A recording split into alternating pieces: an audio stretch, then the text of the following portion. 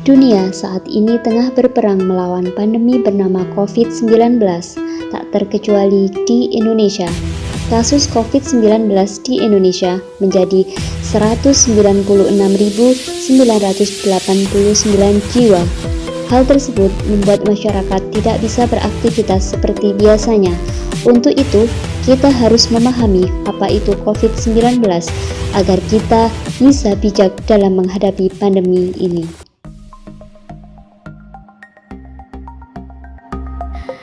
Menurut WHO 2020, Organisasi Kesehatan Dunia mengatakan bahwa COVID-19 adalah penyakit menular yang disebabkan oleh virus corona. COVID-19 ini pertama kali ditemukan di Wuhan, China pada bulan Desember 2019 lalu dan sekarang menjadi sebuah pandemi yang terjadi di banyak negara di seluruh dunia. Bagaimana cara penularan COVID-19? Cara penularan COVID-19 yaitu bisa melalui droplet. Droplet adalah percikan air dari hidung atau mulut, misalnya bisa pada saat batuk, bersin, bernyanyi, berbicara. COVID-19 juga bisa menular melalui udara dan juga bisa menular melalui sesuatu yang sudah terkontaminasi oleh virus corona. Menurut anggota tim pakar medis gugus tugas percepatan penanganan COVID-19, Igusti Ngurah Koda Mahardika menyatakan penyebaran virus corona melalui udara berpotensi terjadi di ruang tertutup. COVID-19 bertahan dalam ruang tertutup selama 3-16 jam. Ada 5 bahaya yang disebabkan oleh COVID-19, diantaranya yaitu COVID-19 bisa menimbulkan berbagai komplikasi seperti gagal ginjal akut, kerusakan hati, hingga menyebabkan kematian. COVID-19 juga mudah sekali menular dan belum ada obat yang disepakati untuk menangani wabah ini. Bahaya selanjutnya yaitu COVID-19 bisa menyebabkan happy hypoxia. Happy hypoxia adalah istilah medis baru yang ditemukan saat COVID-19, yaitu kondisi saat kadar oksigen dalam darah menurun hingga di bawah 50%.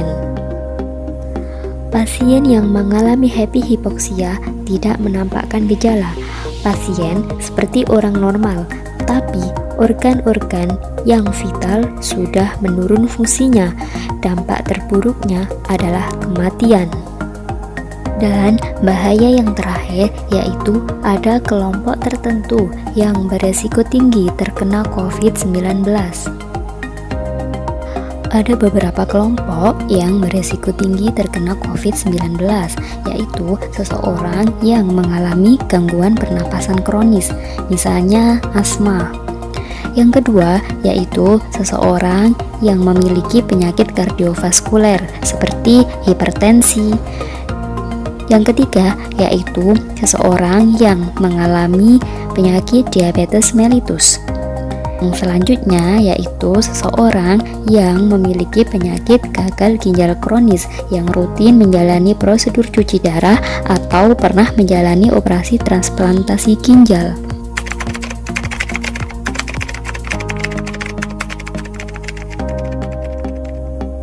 Dikutip dari laman resmi WHO, penggunaan masker dapat menghambat terjadinya penularan virus corona melalui droplet dari orang yang terinfeksi. Oleh karena itu, kita harus selalu memakai masker tiap keluar rumah, pergi ke rumah sakit, selama di rumah sakit, selama menjalani cuci darah, dan saat bertemu orang lain meski di dalam rumah. Membiasakan diri mencuci tangan dengan sabun dan air mengalir, ini penting dilakukan. Ini yang akan jadi kunci untuk membunuh, merusak, dan mematikan virus yang mencemari tangan kita. Mencuci tangan saat masuk rumah sakit, setelah keluar rumah, setelah menyentuh benda, saat bepergian, bisa menggunakan hand sanitizer sebagai pengganti cuci tangan.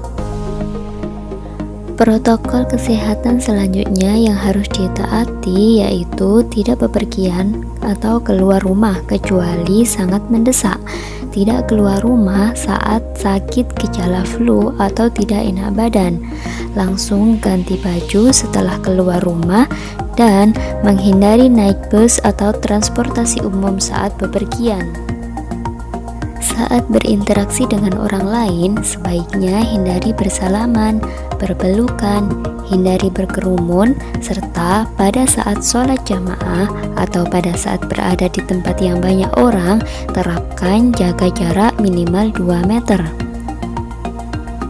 Himbauan tersebut berkaitan erat dengan sifat virus corona yang menular antar manusia dan penularan bisa terjadi melalui percikan.